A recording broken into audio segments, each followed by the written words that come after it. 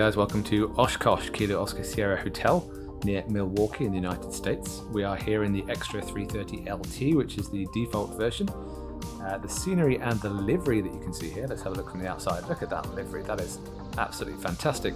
Both the scenery and this livery are available on flightsim.to, links as always in the description below.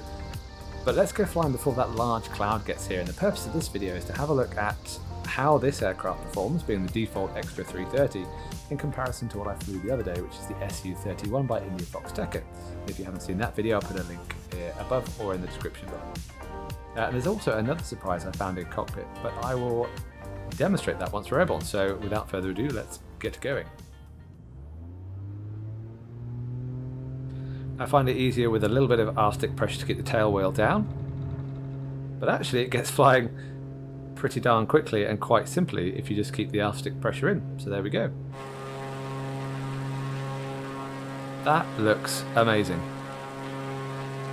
You can see the red, yellow dots on the runway.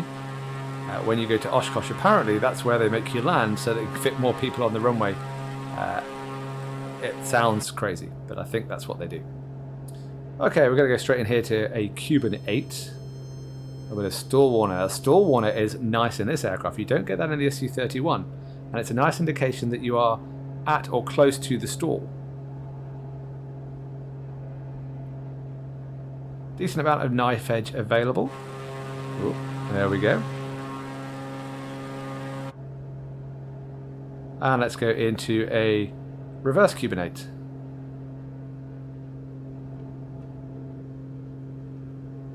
Where's my runway? There it is. There's the stall warner.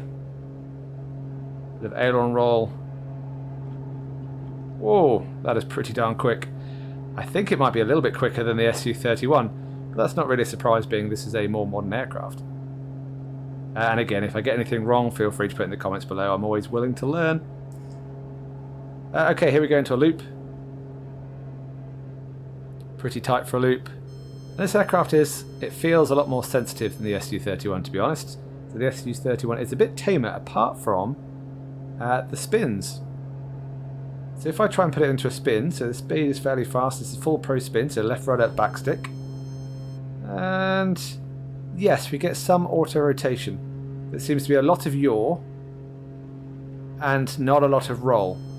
Right rudder, stick forwards, recover from the spin, which is unusual. You see them flick around and spin at air shows, and they can do it consistently, but I think there seems to be some issues with the dynamics in Microsoft. Now again, correct me if I'm wrong, because I don't read a lot into the forums, but it seems like in every aircraft, if you try and spin or you get into a spin, you run out of airspeed, and therefore it just turns into a flat spin, and you can't really control that, and it's not very useful for air shows when you're trying to do those dynamic maneuvers. So not a lot of good. So that's a bit disappointing, and actually where the SU-31 beats the Extra in the fact that it does easily spin. The other thing you could do in the SU-31 is kick the rudder left and right, and it seems to put that into a spin there. It departs. There's right and there's left. Nope, doesn't want to do it.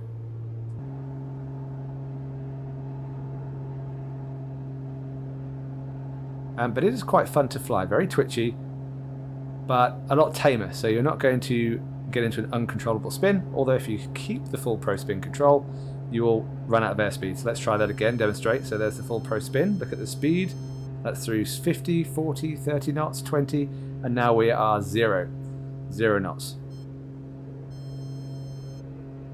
So that is disappointing. That is where the SU-31 from Indiafoxtecho wins hands down, in the fact that you can flick it nice and easily. So, on to the thing I mentioned to begin with, was that little surprise I found when I loaded this up for the first time in a while. Look at that! The smoke!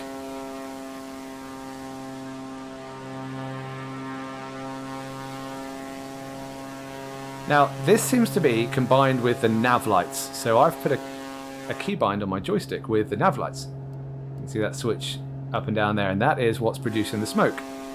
And the smoke appears to be coming from the wingtips, which is interesting. So that's one set of smoke, but also if you trip the strobe lights, so I haven't got a keybind, but I've clicked on the strobe lights. We've got white smoke. Yes.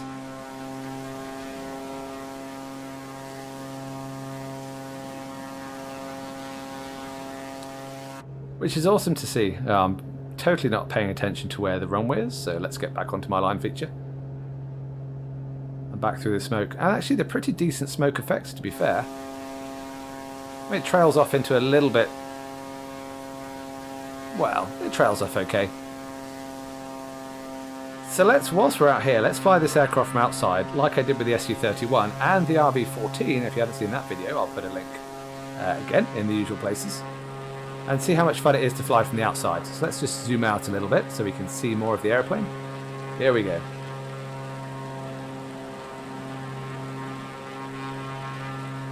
Aileron roll. That livery is stunning. Cubanate.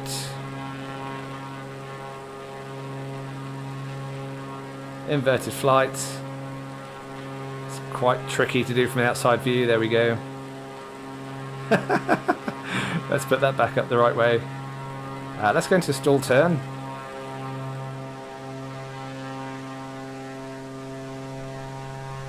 Still good. Look at that. That looks amazing.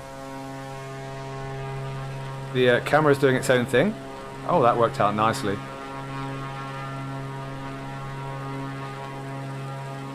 Back down. Let's go into a hesitation stall turn. So this is where we just pause it at each little notch of the hesitation, of the stall turn. You see what I mean.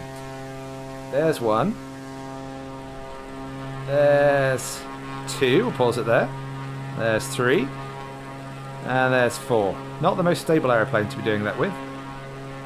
And you can see we've got a little sideways motion going on there. Into a barrel roll. Keeping it quite tight.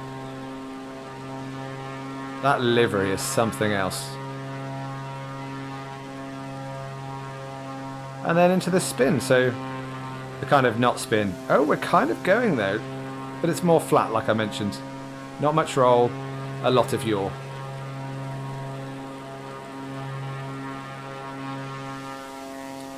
So there you have it. The Extra 300 has been updated with what looks to be a new screen in the middle.